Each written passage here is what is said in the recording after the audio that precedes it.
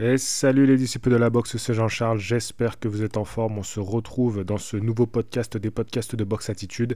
Il est 5h53 du matin au moment où j'enregistre cette vidéo et je viens de terminer de regarder en direct, bien évidemment. Je me lève pas en plein milieu de la nuit pour regarder des replays, de regarder la soirée Top Rank qui avait lieu donc à Las Vegas. Et on avait en main event Mikaela Mayer contre Sandy Ryan, combat revanche, donc pour le titre WBO des poids Walter. D'ailleurs, on avait aussi le titre WBO des poids Walter chez les masculins qui se déroulait dans la même soirée. C'est beau d'avoir mis malgré tout en main event les femmes. Je trouve ça très respectable et assez justifié. Même si disons que une certaine réalité économique aurait peut-être voulu préférer voir Brian Norman Jr. en main event, mais enfin bon, peut-être que vous me direz que je me trompe en commentaire et que c'était tout à fait logique de mettre les filles en tête d'affiche. Pour moi, c'est très bien. À tous les niveaux, je trouve ça très très bien. Et je trouve qu'elles avaient de quoi vendre cette soirée. Alors, pour ma part, il y avait particulièrement 3 combats que je voulais voir et je me suis levé juste à temps. Ouf, j'ai eu chaud parce que Bruce Carrington, que je voulais voir combattre, il a été assez expéditif. Et au moment où j'allume ma télé, voilà, donc je me réveille tranquillement, j'allume ma télé, j'ai même pas encore le temps de faire couler un café que Bruce Carrington, il est en train de foutre au tapis Enrique Vivas dès la 2e reprise. Voilà, c'est ça. Il a été assez expéditif. Il l'a fini au 3e round. Je crois que le round suivant, c'est finito pipo. Et donc, derrière ça, il a appelé à affronter donc les meilleurs de la catégorie. Et sa catégorie, pour le coup, c'est une catégorie que j'aime énormément, les poids plumes. Alors, contre qui on verrait Bruce Carrington aujourd'hui? Il a appelé à affronter Nick Ball ou un autre champion, je ne sais plus qui il a cité. Il a cité un Américain, je crois. Je ne sais plus. Attendez, je vais regarder. Aujourd'hui, il est 12e mondial. Je pense qu'il va prendre quelques places parce que BoxRec n'a pas encore signifié cette victoire. Ah oui, Stephen Fulton, forcément. Stephen Fulton qui est monté, qui a pris une ceinture. Alors moi, j'aimerais bien le voir avant. Vous me direz j'aime bien savoir ce que vous en pensez, mais j'aimerais bien le voir avant contre un Figueroa ou un Ramirez. Voilà, un ex-champion du monde. Avant de le voir tenter, pourquoi pas, un titre mondial. Ou alors, Alberto Lopez, qui combattait aussi cette nuit. Je ne sais pas ce que ça a donné son combat. Je vous avoue que je ne me suis pas renseigné pour le regarder ou quoi que ce soit. Dès que j'aurai fini d'enregistrer ce podcast réaction, je vais regarder la soirée Zepeda Farmer, donc la soirée d'Azen, que je vais regarder dans la foulée, et je ferai une vidéo réaction cette fois-ci pour la chaîne principale. Mais pour moi, pour Bruce Carrington, ça serait important d'avoir une étape. Ça nécessite une étape encore avant de faire le grand saut contre un champion du monde. Et il y a Louis Néry qui est monté aussi en plume. Tiens, c'est très intéressant. En fait, cette catégorie, moi, qu'est-ce que je l'aime. Et mon rêve, alors, c'est que Naoya, il monte dans cette catégorie-là. Mais ah oui, clairement, moi je me régale. Ces combattants, ce poids, ces personnalités, ces noms, moi je me régale. C'est dommage que ce ne soit pas des stars de la boxe, mais peut-être que Bruce Carrington, il va apporter un petit peu ce clinquant qui manque dans la catégorie, tu vois, ce côté un petit peu paillette, tu vois, que les gens aiment bien avoir dans les yeux. Moi, je m'en fous de ça, vous le savez, mais c'est nécessaire aujourd'hui. Voilà, c'est un petit mal nécessaire. Voilà. Ceci étant dit, je reviens sur la réunion de boxe. Voilà, je voulais pas trop m'attarder. Ensuite, on a eu Brian Norman Jr. qui a donc battu Derrick Cuevas. J'ai trouvé ce combat intéressant. Tous les deux ont été expéditifs, que ce soit Norman ou Carrington, ils ont été expéditifs tous les deux. Donc là, on est chez les poids Walter, c'est ce que je vous disais en début de podcast. Et Brian Norman Jr., alors en fait, j'avais dit des podcasts ou des vidéos, je sais plus, que je connaissais pas trop, mais si, en fait, je connaissais le boxeur. Et donc là, il défendait son titre WBO. Alors, on a eu un premier round on va dire d'observation. Derrick Cuevas, c'est un bon boxeur, tu vois, solide, costaud, tu vois, je me dis, oh, il peut lui poser des problèmes. Et donc le premier round, ils sont assez attentistes, ils s'observent, et ensuite Brian, il va toucher. Et en fait, là, j'ai compris que Brian Norman Jr., il est posé dans sa boxe, il est confiant, il a un gros sang-froid, et il est assez millimétré, tu vois, c'est prudent, mais engagé quand même. Donc, en fait, il était juste en train de poser sa boxe, voilà, tranquillement, avancer ses pions. Et doucement, le piège se refermait sur Derek Cuevas. Et clairement, Cuevas, la deuxième fois il va au tapis, il va une première fois au tapis, je crois que c'est au deuxième round, hein. J'ai plus trop en tête, les gars. Et après, quand il va l'éteindre, troisième ou quatrième, peu importe, assez rapidement, quoi.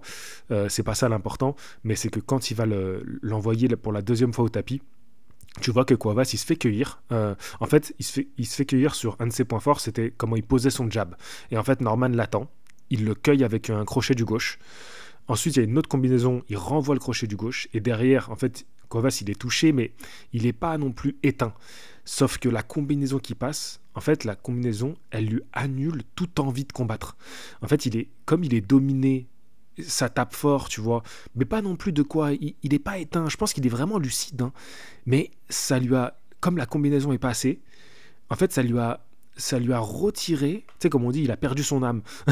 Mais lui, en fait, c'est pas il a perdu son âme, il a perdu son âme de guerrier, son envie de combativité. Il se relève, il est lucide, hein, vraiment, clairement, il pourrait repartir. Et en fait, il tourne le dos à l'arbitre et il se barre. Et l'arbitre lui dit oh, retourne-toi, regarde-moi. Tu vois, il lui demande, tu vois, il l'interpelle. Je sais plus exactement ce que lui dit l'arbitre, j'ai plus en tête.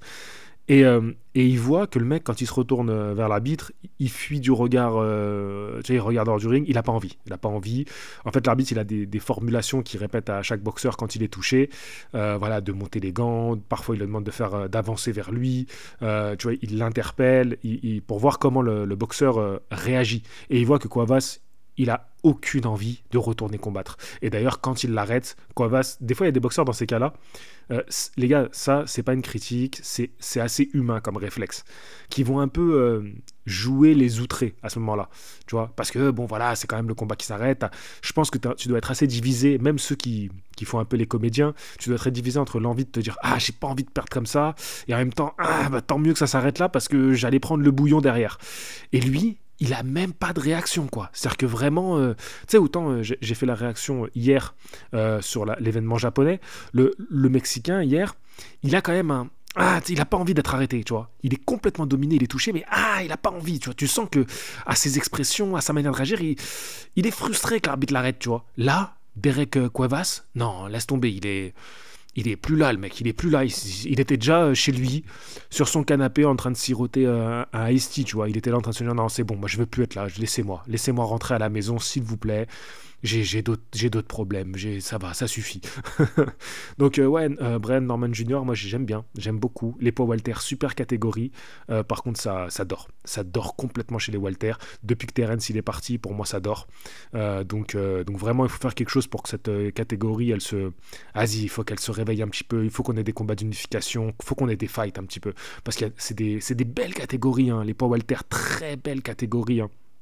D'ailleurs, on a notre Souleymane Sissoko, on a notre David Papo national, hein, qui combattent dans ces catégories-là. Ils ont des noms à aller chercher, donc je leur souhaite de tout mon cœur. Maintenant, je passe au main event. Michaela Mayer qui a accordé une revanche à Sandy Ryan. Elle venait de s'affronter, hein. Sandy Ryan avait perdu son titre contre Michaela Mayer.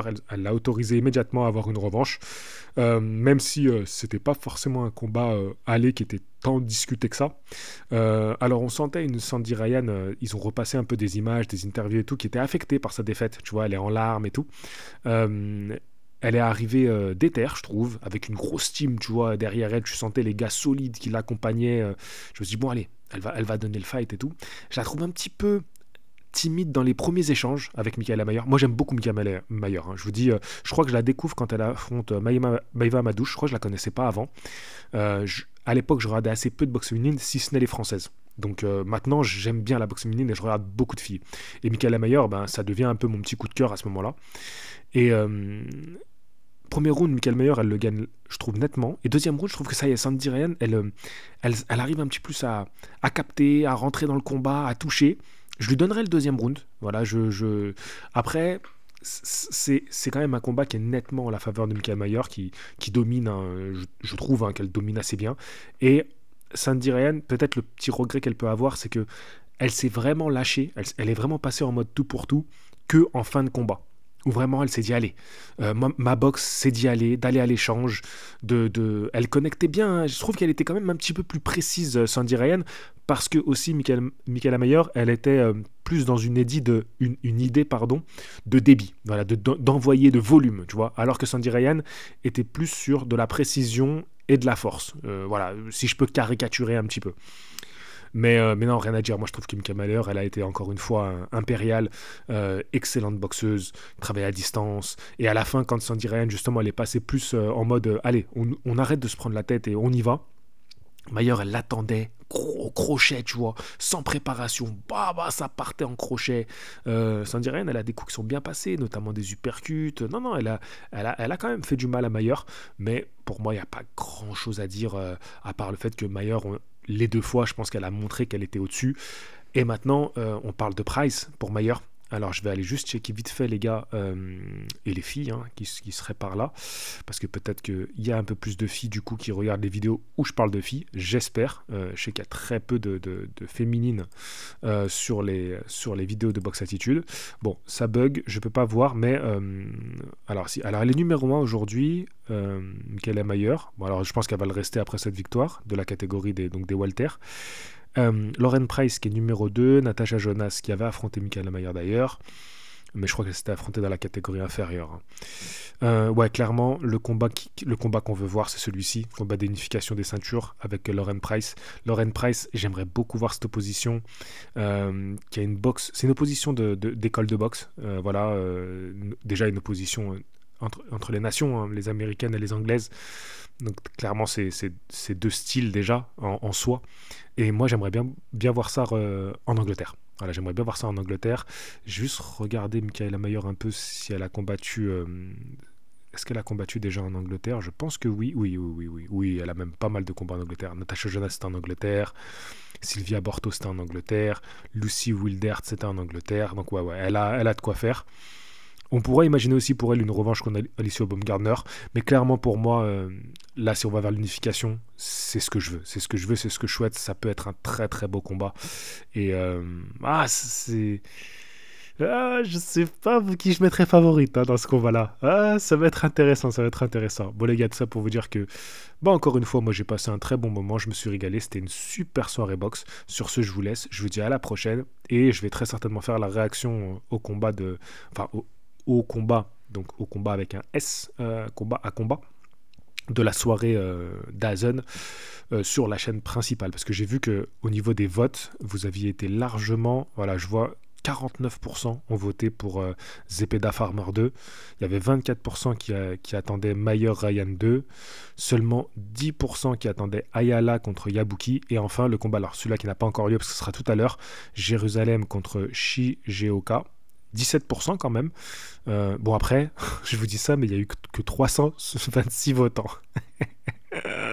C'est ridicule. Là, c'est clairement pas un week-end où vous êtes hypé, pas du tout. Bon, c'est dommage, parce que moi, franchement, au final, j'étais pas forcément hypé, je vais pas vous mentir, mais au final, je passe un très beau week-end. Ayala, Yabuki, je me suis régalé.